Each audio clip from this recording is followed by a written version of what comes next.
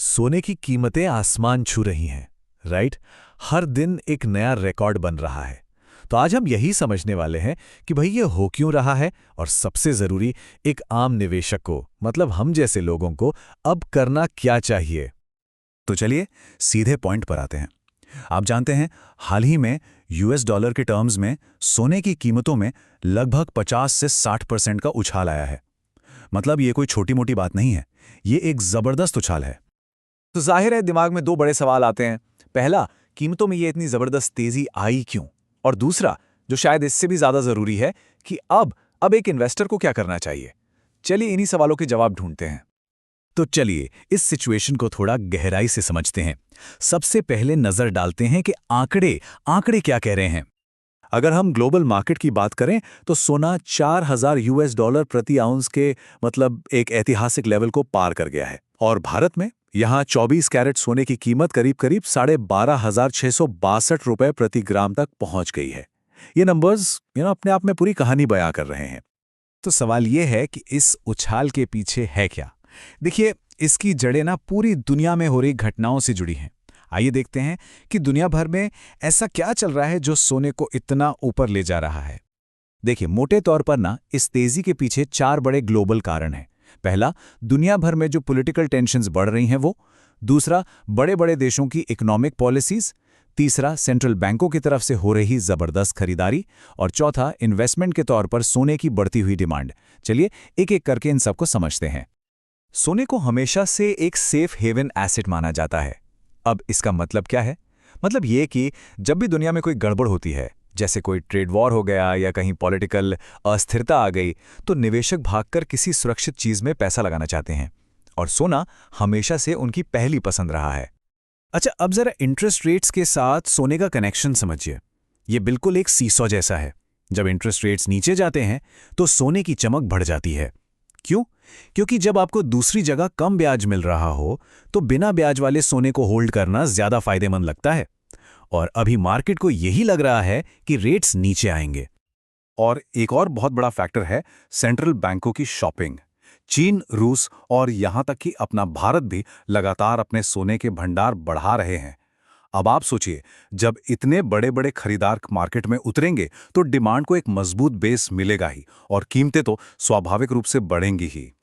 तो ये तो हो गए ग्लोबल कारण। अब जरा फोकस करते हैं भारत पर। देखते हैं कि हमारे यहाँ ऐसे कौन से खास फैक्टर्स हैं जो सोने की कीमतों पर असर डालते हैं। ये बात समझना बहुत जरूरी है कि भारत अपनी जरूरत का सोचिए करीब 86% सोना इंपोर्ट करता है, मतलब बाहर से मंगाता है। और हमारी ये जो भारी निर्भरता है ना, यही हमें अगले जरूरी पॉइंट पर ले जाती है। क्योंकि हम इतना ज्यादा सोना बाहर से खरीदते हैं तो रुपए और डॉलर का जो खेल है उसका सीधा असर हमारे यहाँ सोने की कीमतों पर पड़ता है। सीधी सी बात है, जब डॉलर के मुकाबले रुपया कमजोर होता है तो हमें उसी सोने के लिए ज्यादा रुपए देने पड़ते हैं, भले ही इंटरनेशनल मार्केट में दाम वही क्यों ना हो। इन सब के अलावा भारत में कुछ और लोकल फैक्टर्स भी हैं, जैसे दिवाली, धनतेरस के टाइम पर हमारी त्योहारी मांग, वो तो है ही। फिर सरकार के इंपोर्ट ड्यूटीज और जीएसटी जैसे टैक्स भी हैं जो फाइनल कीमत को और ऊपर ले जाते हैं। तो ठीक है, अब हम ये तो समझ गए कि कीमतें बढ़ क्यों रही हैं, पर अब आते हैं उस मिलियन डॉलर क्वेश्चन पर। क्या इस रिकॉर्ड हाई लेवल पर सोना खरीदना समझदारी है? देखिए, इसका कोई सीधा हाँ या ना में जवाब नहीं हो सकता।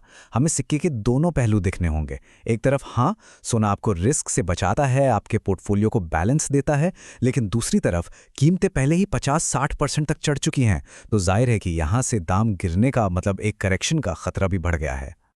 तो ऐसी सिचुएशन में एक स्मार्ट इन्वेस्टर को क्या करना चाहिए?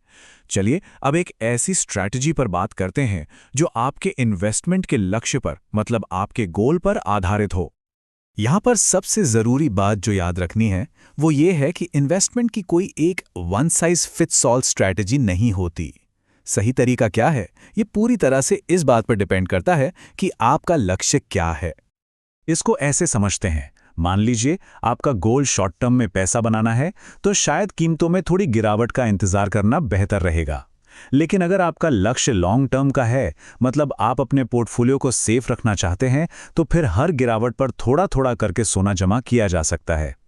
और सबसे जरूरी प्रिंसिपल याद रखिए, सोना आपके टोटल इन्वेस्टमेंट का बस एक छोटा हिस्सा होना चाहिए, सब कुछ नहीं। अगर आप बाजार पर नजर रख रहे हैं तो कुछ लेवल्स को ध्यान में रखा जा सकता है। ग्लोबल मार्केट में $4000 प्रति ऑन्स एक बड़ा सपोर्ट लेवल है, और इंडिया में अगर कीमतें गिरकर 11,500 से 12,000 रुपए प्रति ग्राम के आसपास आती हैं तो वो खरीदारी के लिए एक बेहतर वैल्यू दे सकती हैं। और आखिर में एक बात हमेशा याद रखनी चाहिए, मार्केट को परफेक्टली टाइम करने की कोशिश मत कीजिए, कोई नहीं कर सकता। असली खेल एक अच्छी स्ट्रैटेजी बनाने और फिर उस पर टिके रहने का है। सोने की कीमतें तो हमेशा एक मूविंग टारगेट की तरह होती हैं, ऊपर नीचे होती रहेंगी। असली सवाल तो यह है कि क्या आपकी इन्वेस्टमेंट स्ट्रैटेजी आने वाले हर उतार चढ़ाव के लिए तैयार है? इस पर सोचना बहुत जरूरी है।